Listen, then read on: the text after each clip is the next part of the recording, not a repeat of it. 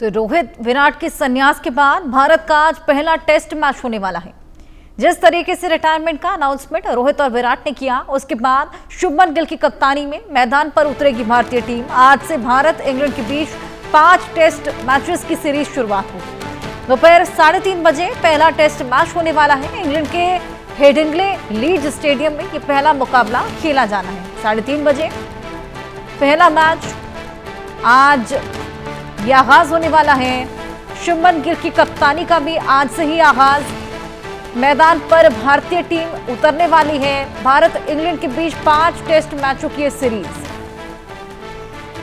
Series का पहला match Headingley के लीड्स मैदान पर खेला जाना है। 3:30 बजे इसकी शुरुआत। टॉस के लिए दोनों ही कप्तान शुभमन गिल और बेन स्टोक्स 3 बजे मैदान पर उतर जाएंगे। विराट कोहली और रोहित शर्मा जैसे दिग्गजों के रिटायरमेंट के बाद टीम इंडिया इंग्लैंड से भारतीय टेस्ट क्रिकेट में नए अध्याय की आज शुरुआत करेगी। शुभमन गिल की अगुवाई में ये युवा टीम आज इंग्लैंड के खिलाफ खेलने वाली है। जीत का इरादा लिए आज मैदान में उतरेगी।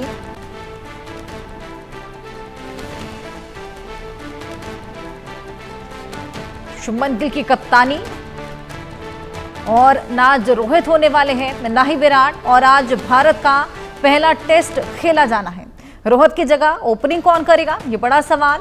तो शुभमन गिल आज ओपनिंग करने वाले हैं। वहीं नंबर 3 पर कौन बैटिंग करेगा, कितने स्पिनर्स हैं जिसके साथ भारत उतरेगा, आर अश्विन जैसे अनुभवी और स्पिनर की कमी क्या खलने वाली है, ये तमाम सवाल खड़े होने लगे।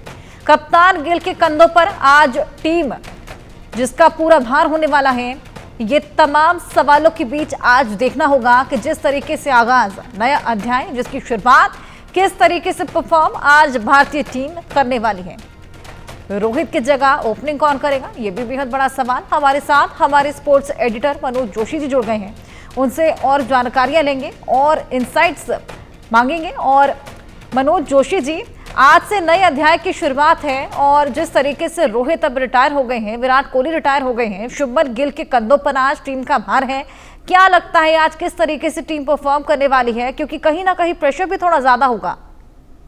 नहीं, निश्चित तौर पर दबाव है। इस बार काफी ज्यादा दबाव है और मुझे तो 2014 वाली स्थितियां याद आ रही हैं जब द्रविड़, लक्ष्मण और ये सब प्लेयर जो हैं, सहवाग, ये सब छोड़ चुके थे क्रिकेट और भारतीय टीम इंग्लैंड के दौरे पर गई थी और भारतीय टीम को काफी परेशानियों का सामना करना पड़ा था। लेकिन इस बार अच्छी बात यह है कि भारत की गेंदबाजी इंग्लैंड की तुलना में कहीं ज्यादा स्ट्रांग है, बहुत मजबूत है हमारी गेंदबाजी। और उनके पास ना तो एंडरसन और ब्रॉड, जिन्होंने लगातार जो 3 सीरीज उनको जिताई थी और पिछली सीरीज ड्रॉ रही थी, उसके जो नायक थे वो एंडरसन और ब्रॉड थे। अब दोनों रिटायर हो चुके हैं और उसके अलावा मार्क वुड अब नहीं है इंजरी की वजह से। उनके पास जोफ्रा आर्चर नहीं है। तो अब उनका जो अनुभवहीन अटैक है उसको मैं समझता हूँ भारत के लिए राहत है। और दूसरी भारत के लिए राहत की बात यह है कि वहां अब गर्मियों की, समर्स की शुरुआत हो गई है और समर्स का मतलब थोड़ी विकेट जो है वो थोड़ी सूखी है। सूखी का मतलब ये नहीं है कि स्पिनर्स को यहाँ कोई मदद मिलने वाली है, लेकिन यहाँ मॉइस्चर नहीं होगा। तो जब मॉइस्चर नहीं होगा तो जाहिर सी बात है कि बल्लेबाजों को यहाँ मदद मिलेगी। ठीक है, वो लोग बेसबॉल खेलते हैं, लेकिन हमारे कुछ बल्लेबाज जो अभी करियर की शुरुआत कर रहे हैं या वापसी कर रहे हैं, उनको काफी राहत मिलेगी गर्मी से। और क्योंकि हमें 30 डिग्री में बिल्कुल चपक जैसा माहौल वहां मिलने वाला है, तो मेरे ख्याल से मुकाबला बराबरी का होगा। और क्योंकि उनको अपनी होम कंडीशंस का फायदा है, लेकिन हमें अपनी गेंदबाजी का फायदा है। बिल्कुल। क्या लगता है सर, आर अश्विन की कमी भी खल सकती है, क्योंकि वो कितने अनुभवी ऑफ स्पिनर रहे हैं। देखिए, वहां जो है ना इंग्लैंड के अंदर कंडीशंस जो हैं वो उसको देखते हुए वहां तेज गेंदबाजों का जलवा रहने वाला है। आपके पास एक स्पिनर पर्याप्त है। अब आप ये मत भूलिए कि साउथहैम्पटन में जो हम WTC का फाइनल खेले थे, वहां हमने 2 स्पिनर उतारे थे। वो एक लग्जरी हुआ, वो हमारे लिए परेशानी का सबब साबित हुआ। वहां एक स्पिनर पर्याप्त है। आइडियल तो यह है कि हम यहाँ उनके बेसबॉल को रोकने के लिए जो वो अटैकिंग खेलते हैं, अटैकिंग बहुत तेज बल्लेबाजी करते हैं, कुलदीप यादव खेलते। लेकिन आप कुलदीप यादव अगर खेलेंगे तो फिर जडेजा को बाहर करना पड़ेगा, जिनका बल्लेबाजी में परफॉर्मेंस जो है ओवरसीज कंडीशन में कई बल्लेबाजों से भी अच्छा रहा है। तो वो हम गलती कम से कम यहां नहीं कर सकते। लेकिन अब यह है कि कुलदीप को बाहर बिठाना एक हमारी मजबूरी हो गई है। लेकिन अश्विन की कमी कहें या ये मैं नहीं समझता कि यहाँ फिंगर स्पिनर्स को उतनी ज्यादा कामयाबी मिलती है। यहाँ शेन वॉर्न को बड़ी कामयाबी मिली है, ऑस्ट्रेलिया के लेग स्पिनर जो हुआ करते थे। यहाँ जो है जो कलाई के फनकार हैं उनको ज्यादा कामयाबी मिलती है। तो मुझे नहीं लगता कि अश्विन से कोई बहुत ज्यादा फर्क पड़ेगा। और तो और मैं तो यहां तक कहूंगा कि रोहित और विराट भी अपने करियर के उतार पर थे, और अगर पिछले 5 साल का उनका परफॉर्मेंस अगर आप देखेंगे तो वो भी 30-32 के आसपास का एवरेज था, और हालिया सीरीज में तो और भी ज्यादा खराब था। तो अब यंगस्टर को एक अच्छा मौका मिल रहा है। लॉन्ग टर्म में देखा जाए तो यहां से अगर 1 या 2 खिलाड़ी युवा बल्लेबाज हमें कुछ अच्छा करते हुए अगर दिखाई देते हैं, तो मैं समझता हूं ये भारतीय क्रिकेट के लिए बड़ा मील का पत्थर साबित होने वाली है ये सीरीज। बिल्कुल बिल्कुल सर, यशस्वी जायसवाल क्या लगता है आज डोमिनेट करेंगे, क्योंकि बेन डकेट उनके सामने है? क्या लगता है दोनों का आज वर्सेस होने वाला है? बेन डकेट देखो जी, बल्लेबाज हैं उनके। अब गेंदबाजी में तो उनका वास्ता जो है क्रिस वोक्स से होने वाला है कायदे से, क्योंकि वो गेंदबाज है। क्रिस वोक्स उनके मुख्य स्ट्राइक बॉलर हैं, और यहाँ बल्लेबाज जो है यशस्वी जायसवाल हैं। तो यशस्वी को स्विंगिंग कंडीशन में थोड़ी सी दिक्कतें आती हैं, थोड़ा चुनौतीपूर्ण रहता है उनके लिए, क्योंकि यही कंडीशन उनके लिए साउथ अफ्रीका में परेशानी का सबब बनी थी, और वहां पर वो ज्यादा रन नहीं बना पाए थे। लेकिन ऑस्ट्रेलिया में वो टॉप रन गेटर थे, सबसे ज्यादा रन उन्होंने बनाए थे विराट और रोहित की मौजूदगी में। तो वो, और मैं तो ये कहूंगा कि जो बल्लेबाज हैं, हमारा टॉप ऑर्डर है, सभी बल्लेबाजों को कम से कम इंग्लैंड की कंडीशंस के हिसाब से खेलना होगा, क्योंकि यहाँ थोड़ा सा ना, आप जैसे इंडिया में खेलते हैं उस अपनी शैली बदलनी होती है। यहाँ आपको थोड़ा सा देरी से खेलना होता है, लेट खेलना होता है, शरीर के नजदीक से खेलना होता है। बैट स्विंग, जो आपका बल्ला जो पीछे से आता है, उस पर आपको स्पीड पर कंट्रोल करना होता है।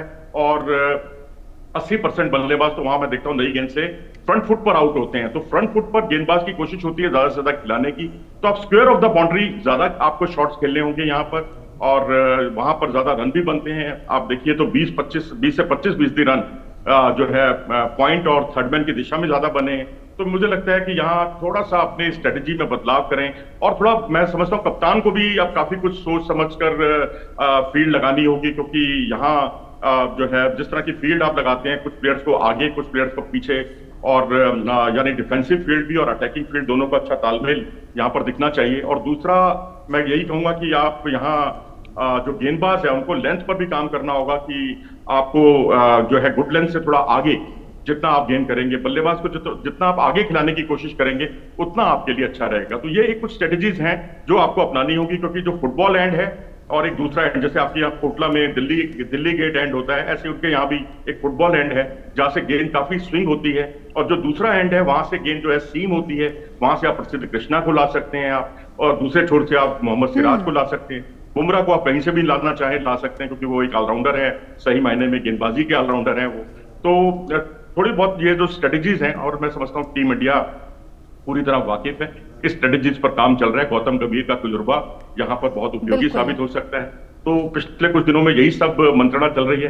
लेकिन हाँ, एक बात मैं जरूर कहूंगा कि जिस तरह से उनकी जो बल्लेबाजी है, या ये कहिए कि उन्होंने जो प्लेइंग 11 अपनी घोषित कर दी है 2 दिन पहले ही, वो उनके कॉन्फिडेंस को दर्शाता है। लेकिन हमने अभी तक हमारी नंबर 3 की पोजीशन क्लियर नहीं है, नंबर 6 की पोजीशन क्लियर नहीं है, नंबर 8 की पोजीशन क्लियर नहीं है। ये 3 पोजीशन जब तक क्लियर नहीं होंगी, चीजें हैं, युवा खिलाड़ी हैं, हालांकि एक्सपीरियंस्ड हैं। अब देखना होगा कि आज किस तरीके से परफॉर्म करते हुए नजर आते हैं, क्योंकि रिस्पॉन्सिबिलिटीज भी बेहद ज्यादा पड़ी। बहुत शुक्रिया तमाम जानकारियां साझा करने के लिए।